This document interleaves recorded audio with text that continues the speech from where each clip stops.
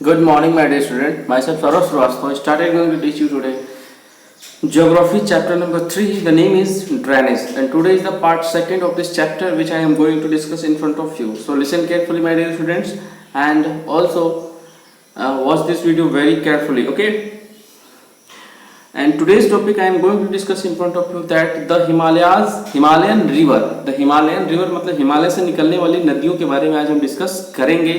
तो देखिए, the major Himalayan river are the Indus यानी कि सिंधु नदी, गंगा, ब्रह्मपुत्र, ठीक है ना, यानी कि सिंधु नदी, गंगा नदी और ब्रह्मपुत्र नदी हिमालय से निकलने वाली क्या है, मेन रिवर्स है. Okay, these rivers are long, ये नदियां बहुत लंबी होती हैं, and are joined by many large and important tributaries. ठीक है, ये नदियां बहुत लंबी होती हैं तथा मेनी कई सारे इंपॉर्टेंट ट्रिब्यूटरी का मतलब होता है कि जो छोटी छोटी नदियां इनसे आके निकलती हैं, इसी को ट्रिब्यूटरी बोला जाता है. इनसे आके मिलती हैं या इनसे निकलती हैं. किसी नदी तथा उसकी ट्रिब्यूटरीज नदी को ही क्या कहते हैं, ड्रेनेज सिस्टम कहते हैं. ड्रेनेज सिस्टम का मतलब एक नदी और उससे निकलने वाली छोटी छोटी नदियां आके उसमें मिल रही है, उसे क्या बोला जाएगा, ड्रेनेज सिस्टम बोला जाएगा. अब देखिए, द इंडस रिवर सिस्टम का मतलब सिंधु नदी तंत्र के बारे में, यानी कि सिंधु नदी के बारे में और उसके ड्रेनेज सिस्टम के बारे में हम पढ़ेंगे. Okay, the river Indus rises in Tibet. Sindhu नदी जो है वो तिब्बत से निकलती है. सिंधु नदी कहां से निकलती है, तो मानसरोवर लेक के पास तिब्बत में है. मतलब कोई पूछेगा कि सिंधु नदी कहां से निकलती है, तो आप कहेंगे तिब्बत में मानसरोवर लेक के पास से निकलती है. आगे दिया है कि फ्लोइंग वेस्ट. वेस्ट का मतलब पश्चिम की तरफ बहते हुए. It centres India in the Ladakh district of Jammu and Kashmir. इसका मतलब समझ रहे हैं मैं क्या बोल रहा हूं. इसका मतलब है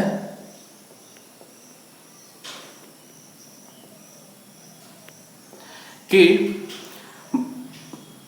तिब्बत में है और वेस्ट की तरफ ये नदी बहती हुई जम्मू कश्मीर के लद्दाख डिस्ट्रिक्ट में एंटर करती है.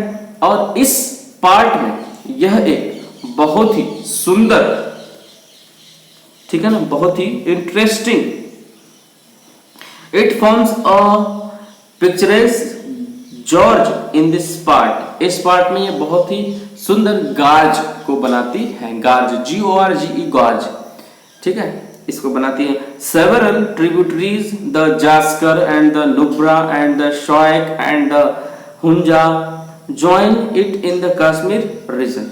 ध्यान से सुनिएगा, इस एरिया में बहुत सी ट्रिब्यूटरीज यानी कि बहुत सी छोटी छोटी नदियां जैसे कि जास्कर, नुब्रा, श्योक तथा हुंजा इस सिंधु नदी में आके क्या होती है, मिल जाती है. ओके, आगे है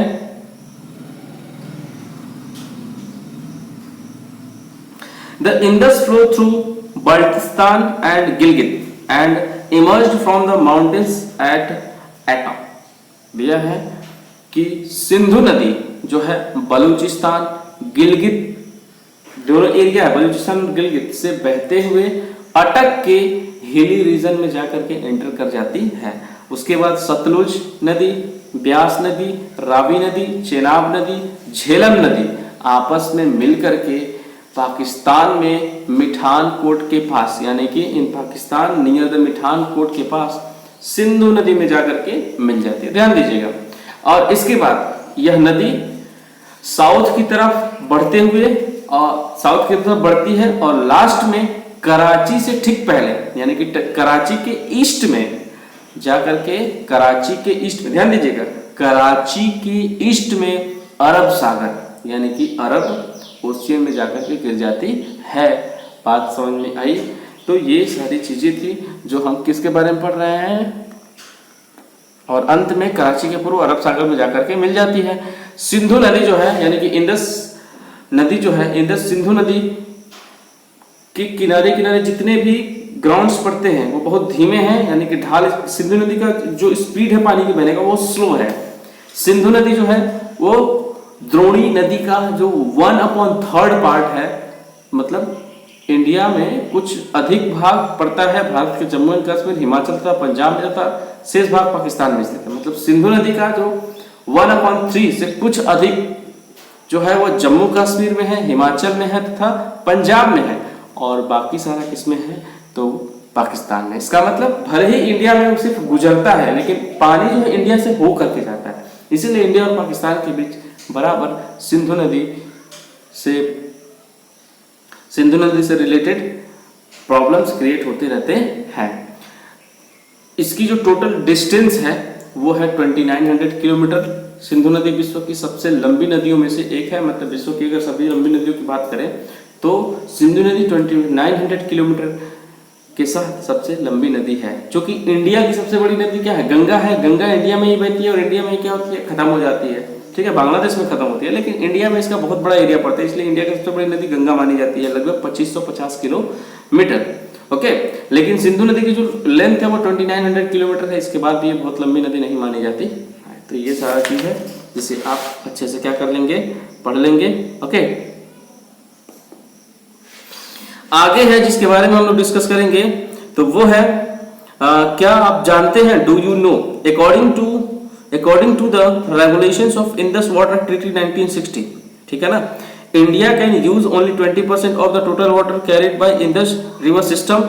this water is used for irrigation in the Punjab, Haryana and the southern and the western part of the Rajasthan. कहने का मतलब ये है कि सिंधु जल समझौता यानी कि सिंधु वाटर ट्रीटी 1960 में हुई थी, इसके अनुसार इंडिया जो है सिंधु नदी का सिर्फ और सिर्फ 20% वाटर ही यूज कर सकता है, ठीक है, वो भी किस लिए, सिर्फ इरिगेशन के लिए, सींचने के लिए, बिजली बनाने के लिए नहीं कर सकता।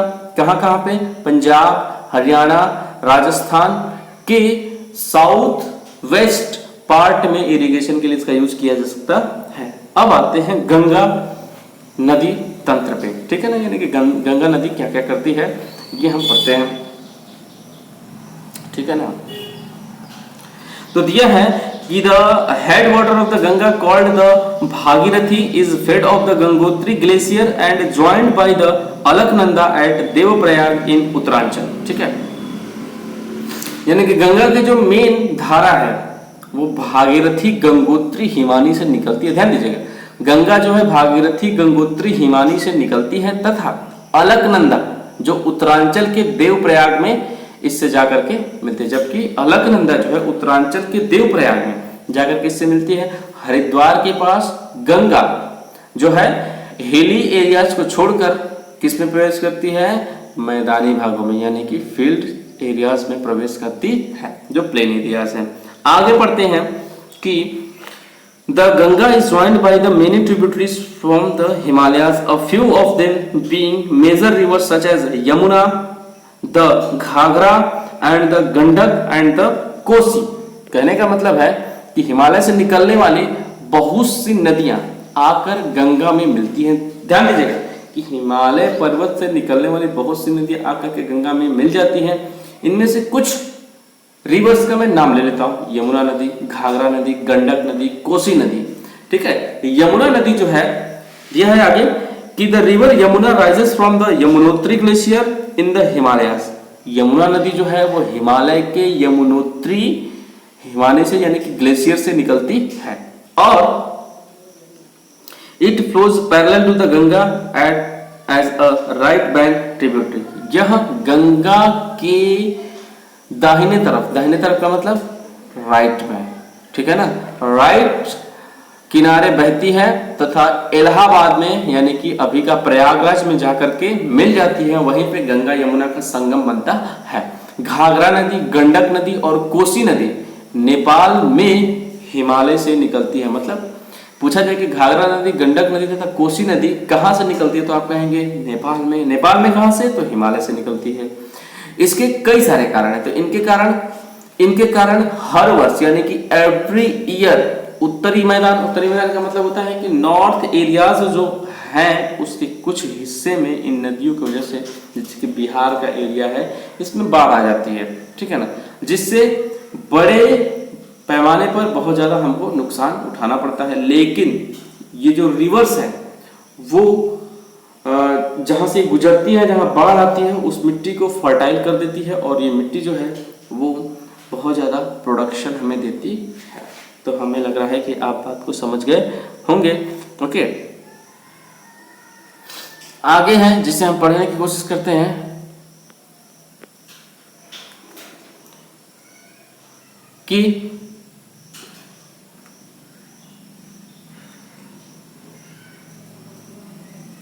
the main tributaries which come from the peninsular uplands are the Chambal and the Betwa and the Son।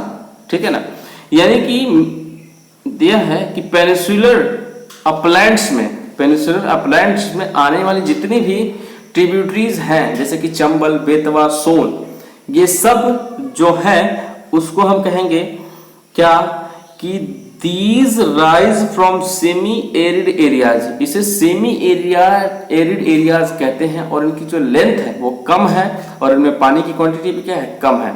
ठीक है, अब देखते हैं कि अगर हम लेफ्ट से राइट की तरफ बढ़े यानी कि लेफ्ट तथा राइट के किनारे किनारे की ट्रिब्यूटरीज नदियों को हम देखें तो नदियों के जल से परिपूर्ण होकर गंगा जो है वो ईस्ट की तरफ बहती हुई चली जाती है।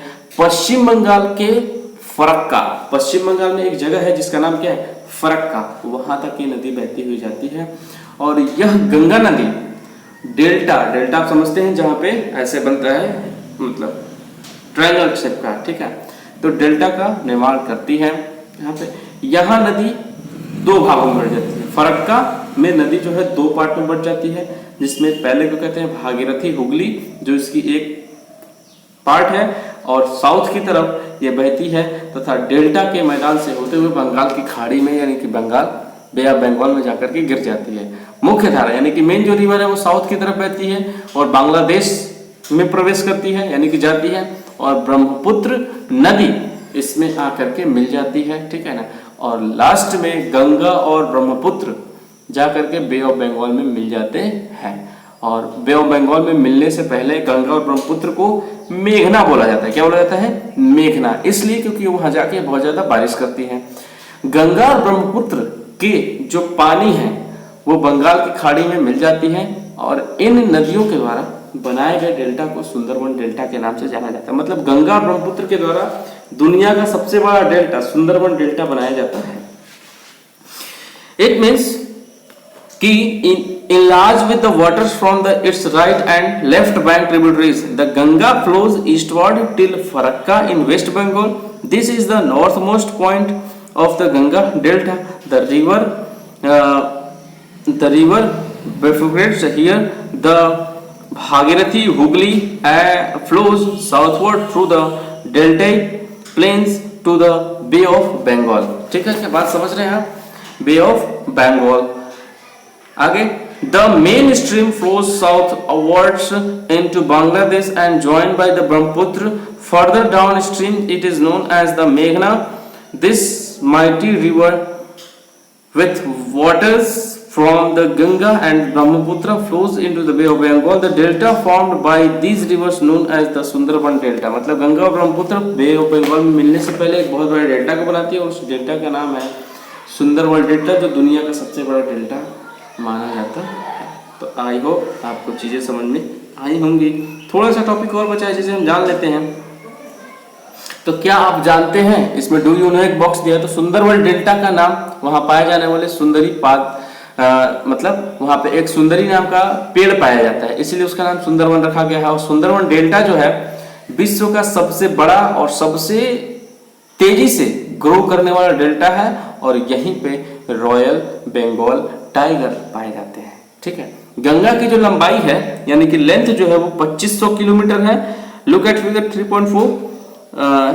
Can you identify the type of drainage pattern formed by the Ganga river system?